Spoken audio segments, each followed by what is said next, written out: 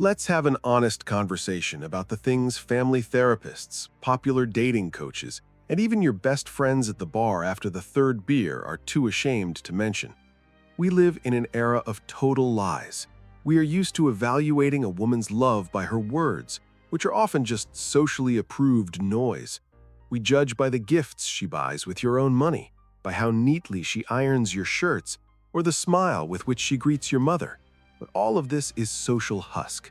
These are role-playing games, scripts written by society and Instagram. Words can be faked. Women learn this from kindergarten. Care can be acted out. It is part of her survival. Passion can be simulated for profit. And even an orgasm, as we know, can be faked with frightening skill. But there is one moment in the universe where lying is physiologically, biologically, and energetically impossible. This is the singularity point in relationships, the moment of truth, the finale of intimacy. Those critical 2 seconds when you lose control and give her your energy, your genetics, the concentrate of your life force, your biological code. And in those 2 seconds, when the masks are dropped, her ancient reptilian brain, the part that is 200 million years old, makes a binary decision. This decision happens faster than she can think. It does not consult her logic, her upbringing, or her vacation plans. The decision is brutally simple. Accept this into herself as a sacrament, as a gift, as a part of God, or expel it like poison, like a biological threat, like waste. Do you think this is a matter of taste preferences? Do you naively believe it depends on what you had for dinner? Or do you think it is just her little whim, a lack of mood, or a quirk of her upbringing? You are wrong. You are fatally, catastrophically wrong. And this mistake could cost you years of life wasted on a woman who despises you. For her instincts, this is the ultimate biological test of her attitude toward the male. If she truly loves you at the DNA level, at a level above social contracts, she wants a part of you to become a part of her. She wants to absorb your power. She wants to incorporate your essence into her blood. If she merely tolerates you for resources, status, for the sake of the kids or the mortgage, she will run to the bathroom to rinse her mouth, barely holding back a gag reflex, cursing the moment you entered her. Today, we will dissect the anatomy of this act with surgical precision.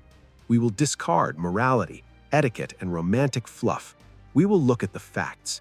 Why did Carl Gustav Jung consider such acts a form of unconscious communion? And how is this connected to ancient cults? How does a woman's immune system determine your rank through the taste of your seed? Why does her white blood cells attack the genetics of a weak male and accept the genetics of a strong one? And why, if your wife has stopped doing this, you shouldn't be offended, but should urgently prepare for the collapse of everything you built and call a lawyer? Like this video right now for the courage to speak about what others consider dirty or vulgar. We are starting to tear off the masks and stare into the abyss of female nature. But I must warn you, this information can be painful.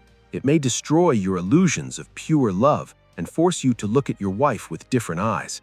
If you are not ready to know what your woman actually thinks of you when you close your eyes in pleasure, turn off the video now. Stay in the matrix. It is cozy there.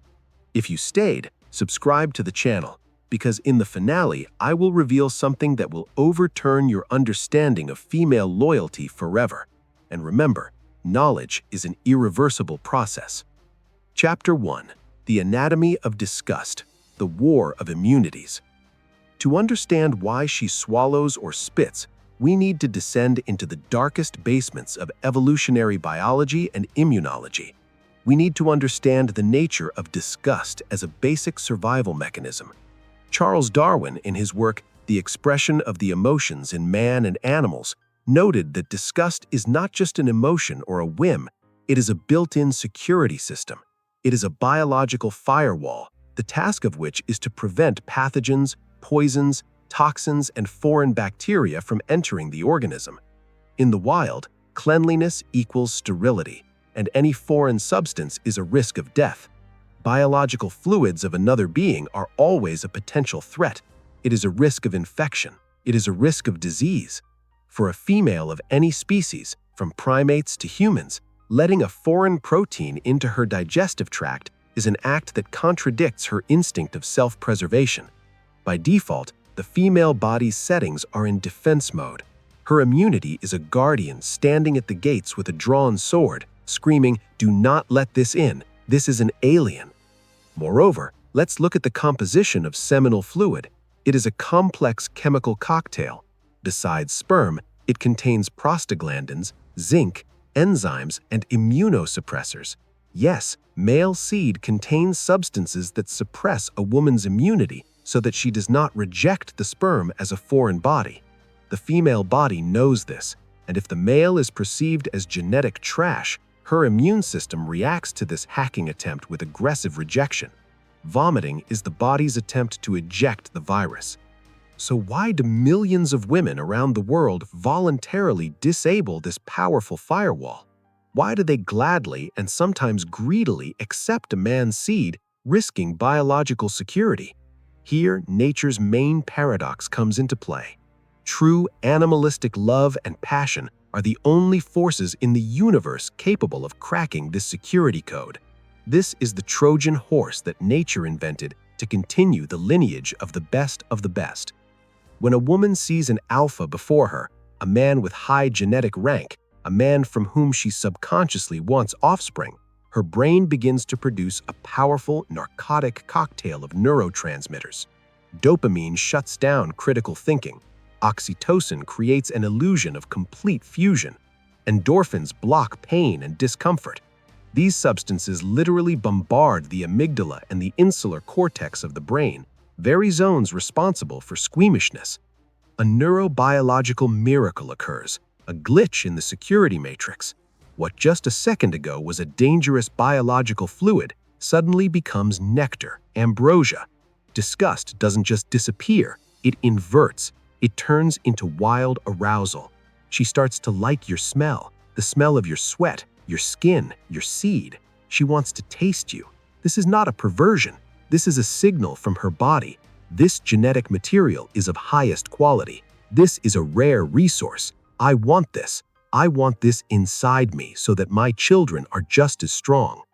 Science confirms this through the mechanism of the major histocompatibility complex, or MHC. The famous sweaty t-shirt experiments showed that women are capable of determining genetic compatibility with a man by smell. If her genes and your genes would create strong, viable offspring, her perception of you changes radically. To her, you don't smell like sweat, but like musk and testosterone. You taste delicious to her. She is ready to eat you in the literal sense of the word. Now let's look at the reverse situation faced by 80% of men in long-term marriages. What happens when she says, "Ew, that's gross. I don't do that on principle. Don't finish in my mouth. It tastes wrong." Men often justify it with upbringing. She's shy. She's a clean freak. Her mom told her so. She has a sensitive stomach. Nonsense. Utter, refined nonsense to soothe your ego. A woman can be a modest nun in life, but with a beloved alpha whose rank she acknowledges, she will turn into an insatiable priestess ready for anything. If she feels physiological disgust at your finale, it is a verdict on your genetics in her eyes. Her instinct screams to her through the megaphone of emotions. This male's genetics are defective. They are weak. They do not suit me. Do not let this in. Defend yourself. Her body rejects you at a cellular level. She might sleep with you because she pays the rent, takes you to resorts, and is a good father. She might bear your children because her biological clock is ticking, and you are a reliable, safe option. But her gag reflex cannot be tricked. The body does not know how to be a hypocrite. To her, you are a resource compromise, not a genetic ideal. And every time she runs to the bathroom to wash away the traces of your presence from her lips with scrubs and mint mouthwash, she subconsciously confirms that fact. She washes away the dirt, because the seed of an unloved, low-rank male is always dirt, infection, pollution. But the seed of the beloved is the elixir of life, of which it is a pity to spill even a drop. Remember this difference. It is fundamental. It divides men into kings and jesters. And while you digest this hard truth, I have a question for statistics. Write honestly in the comments, How often does your woman accept your finale? Put a plus if it happens constantly and with desire, and a minus if it is a forbidden topic for you or happens only on holidays. Let's look truth in the eye and see the real picture. Chapter 2. Jung and the Alchemy of the Spirit. The Sacred Meaning of Swallowing.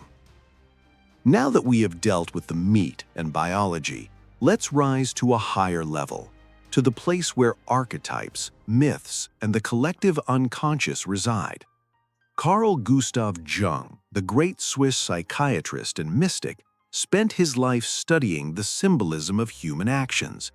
He argued that every action of ours, even the most primitive one, has a deep, sacred subtext rooted in millennia. And sex for the unconscious is not just the rubbing of mucous membranes for pleasure. It is a great ritual of uniting opposites. In the alchemical tradition, which Jung deeply explored in his work Mysterium Conjunctinus, male seed was viewed not as physiological fluid at all. It was called the solar substance, white sulfur, fire in water.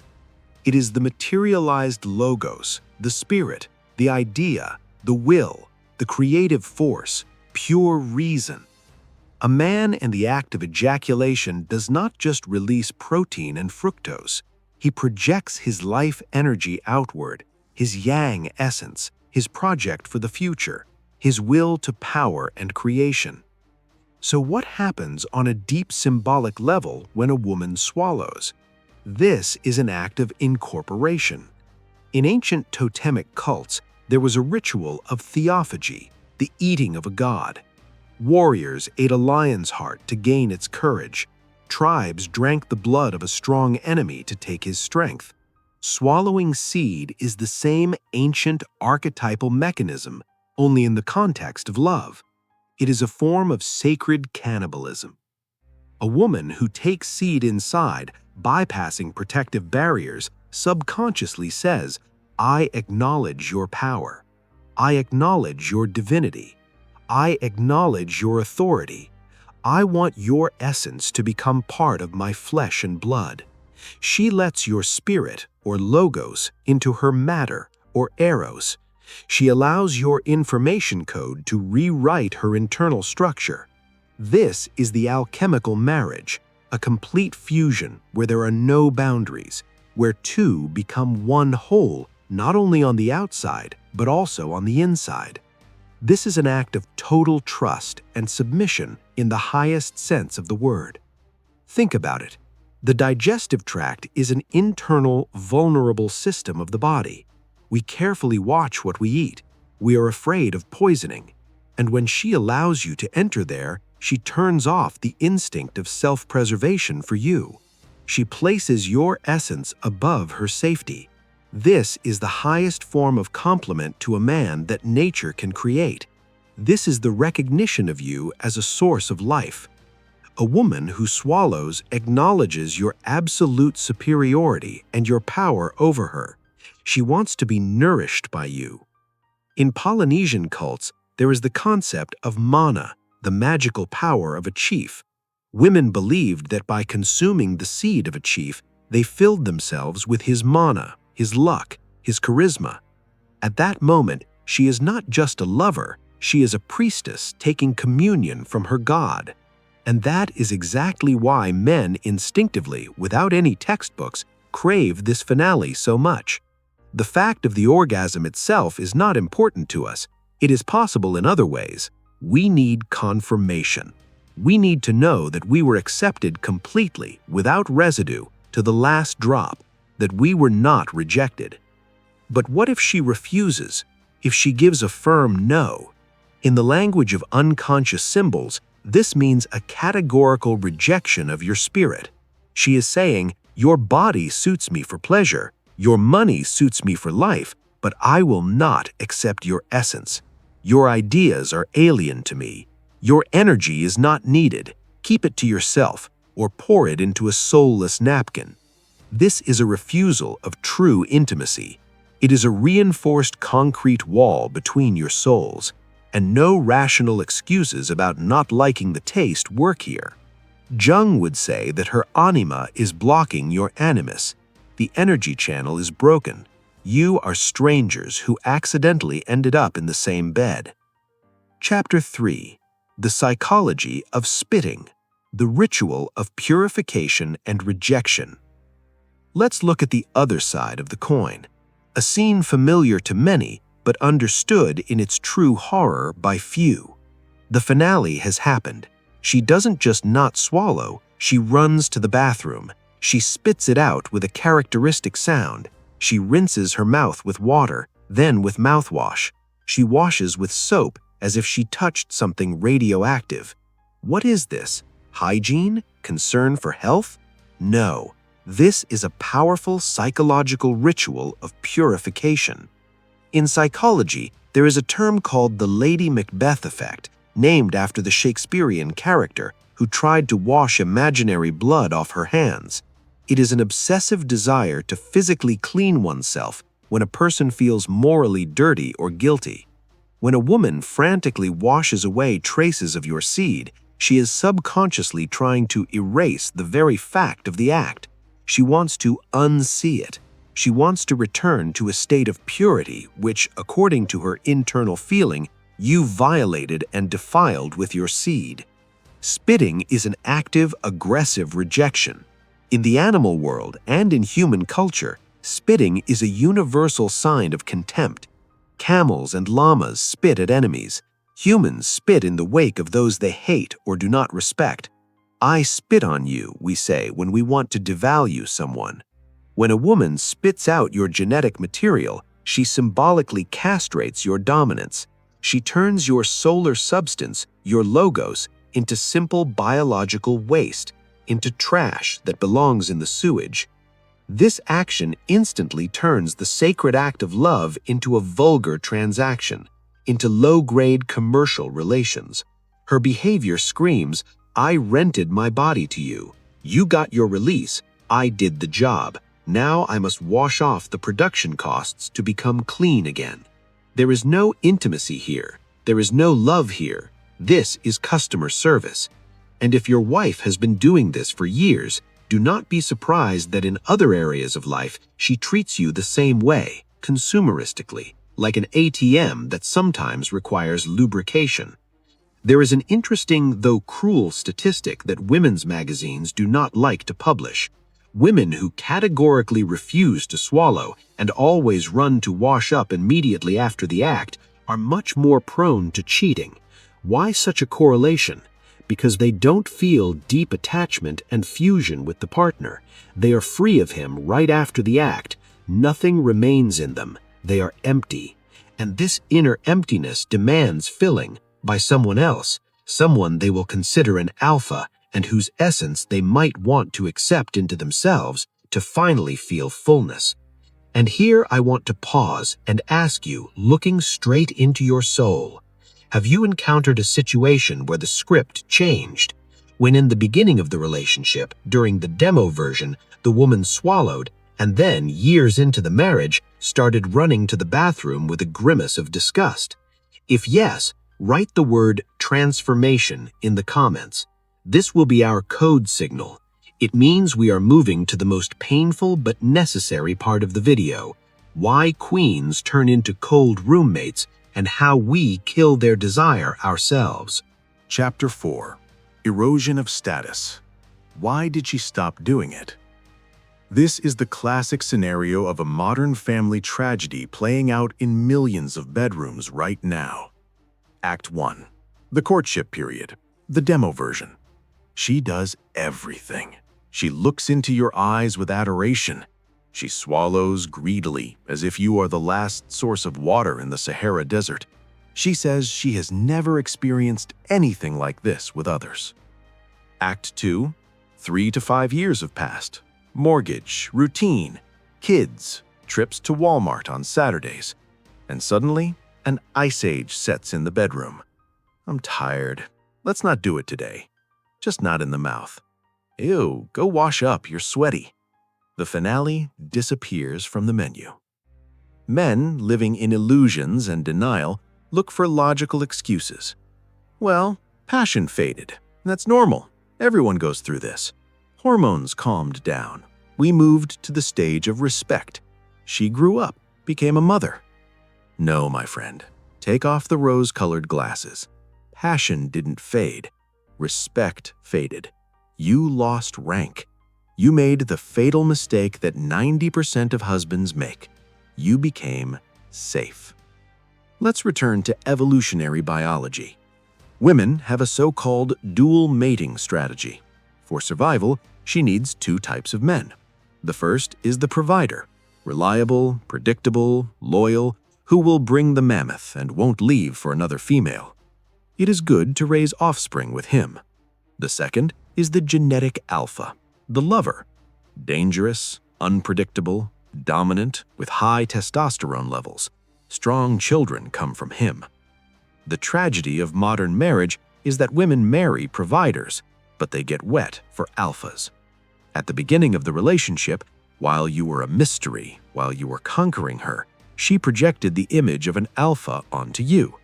But as soon as the routine devoured your individuality, as soon as you became as predictable as the 9 p.m. news, her instinct reclassified you. You ceased to be a deity.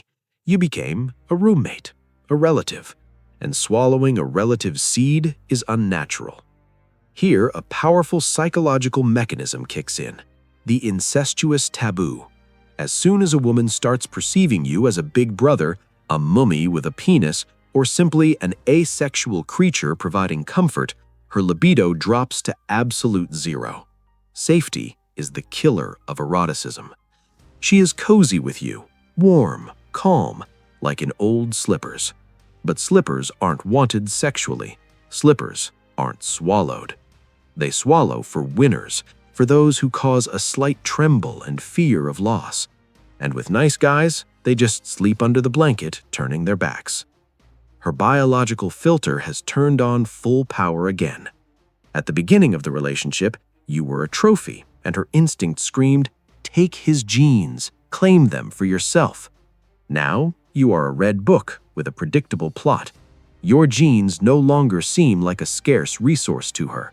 They're available 24/7. And according to the laws of economics, with excess supply, the price falls. The value of your finale has fallen below the floor. This is the inflation of your masculinity. Refusal of oral completion is always the first, loudest bell. It is an air raid siren. It is a signal that she no longer sees you as a man she is ready to follow into the fire. She sees you as a function, an ATM, a driver, a father of children, a plumber, but not a male. And if you ignore this signal, the next step will be the so-called sexless marriage, and then inevitable cheating, because her nature will still demand the genetic material of an alpha on the side.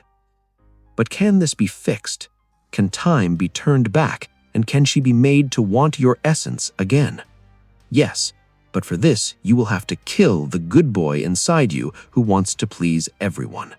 And we will talk about this next when we analyze the scariest trap, the Great Imitation. Chapter 5. The Great Imitation. How to recognize the fake. But there is an even more insidious trap that even experienced men fall into. The trap is called technical performance or passion simulation. You might object to me, "Wait, author, my wife swallows, so everything is great. I am alpha, she idolizes me." Don't rush to rejoice. Women are masters of social mimicry. Evolution taught them to pretend in order to survive next to physically stronger males. They know what a man wants, and they know how to give it for a certain price. There is a huge chasm between sacred swallowing, which we talked about in the second chapter, and commercial swallowing. In the first case, it is an act of love and worship. In the second case, it is dirty work. It is service. It is like taking out the trash, washing dirty dishes, or changing a baby's diaper. Unpleasant, disgusting, but necessary. She does it so you will leave her alone faster and let her sleep. So you won't whine or nag. So you will buy her those boots or let her go to the club with her friends. Or, what is scariest, to lull your vigilance while she carries on an emotional or physical correspondence with another man. How to distinguish true passion from the great imitation. Clinical psychology and micro-expression analysis will help us here.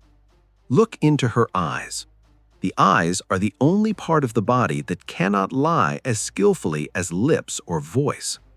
When a woman accepts your essence with love, she seeks your gaze. She looks straight into your pupils, creating a soul-to-soul connection. At this moment, her pupils are dilated. This is a reaction of the autonomic nervous system to a dopamine surge. She wants to see you giving her your power. This is the look of a predator who caught prey, or a priestess looking at descending fire. With technical performance, the opposite happens. She closes her eyes. Or she looks at the ceiling, studying the cracks in the plaster. Or she glances at the clock. Psychologists call this state dissociation.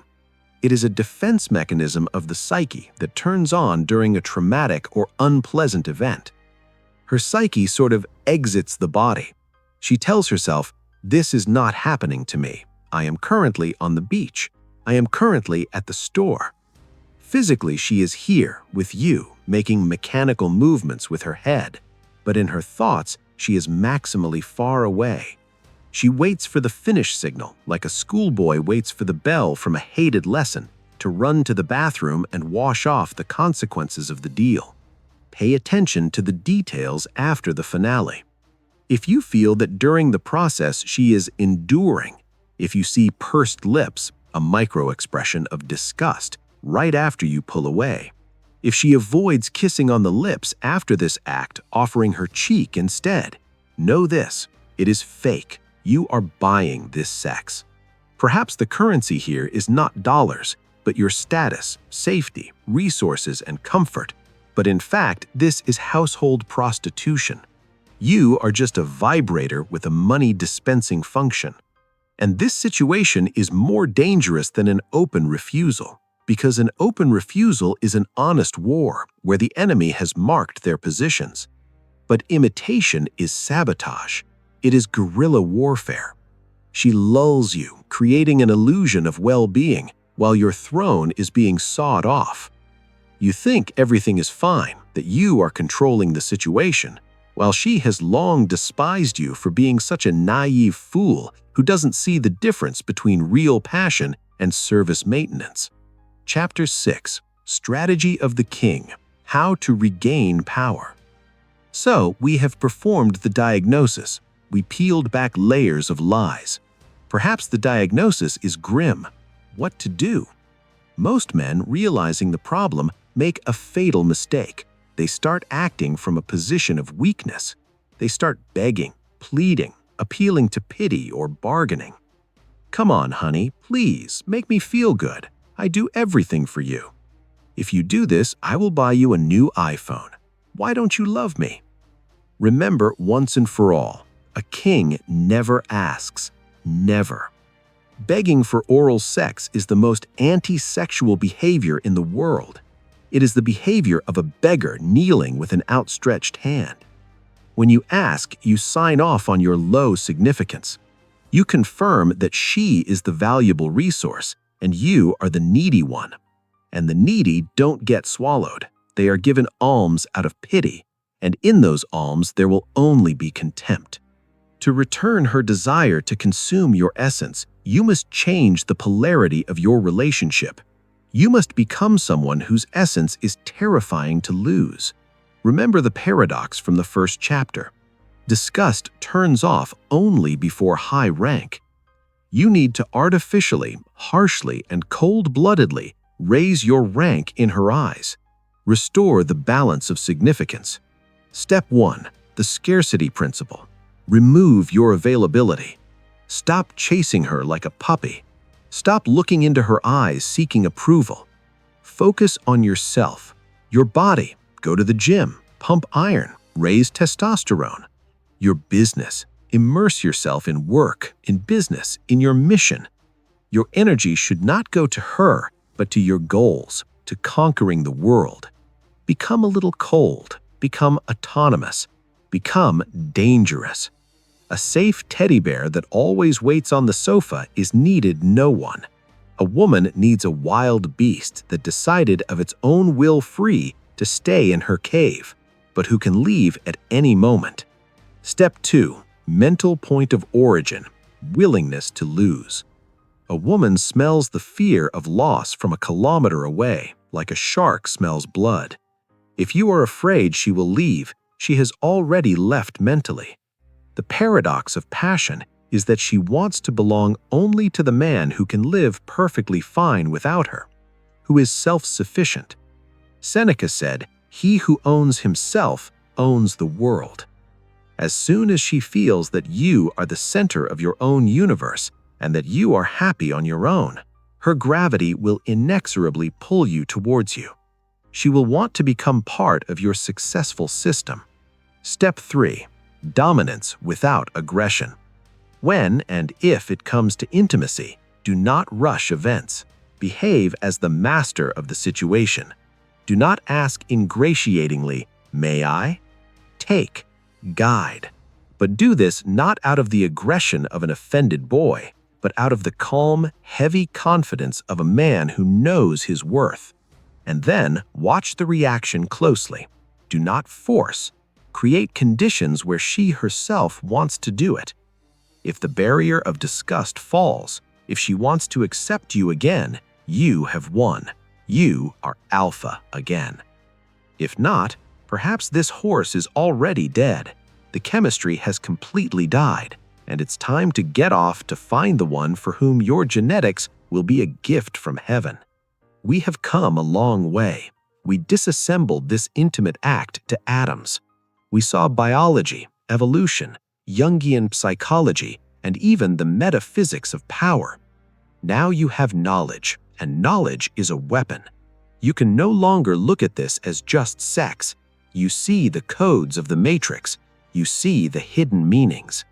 I ask you only one thing. Do not try to use this knowledge for a scandal.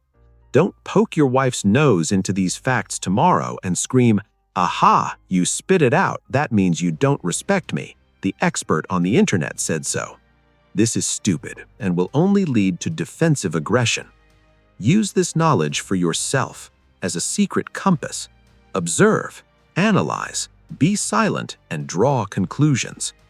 Her body is your main scout behind enemy lines. Her mouth will tell you more about the real state of your marriage than any words of love written in a Valentine's Day card. Words lie, reflexes do not.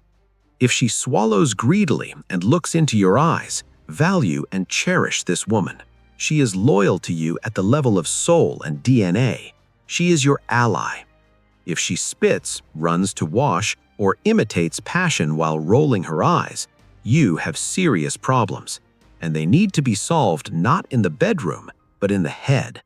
You need to reclaim yourself. Reclaim your masculine power which you lost in the pursuit of comfort. Remember, true love is the desire to become one whole, and there is no more powerful symbol of that desire in nature than the voluntary acceptance of seed. Everything else is compromises, deals, and cohabitation. In the next video, we will lance another giant abscess of modern relationships, a topic that has destroyed millions of families, but which continues to be defended. He's just a friend. Why does your woman have male girlfriends? Why is just chatting between a man and a woman a biological myth? And why is each of these friends actually sitting on the bench waiting for you to stumble so he can take your place in her bed? We will dissect the anatomy of the friend zone as deferred infidelity.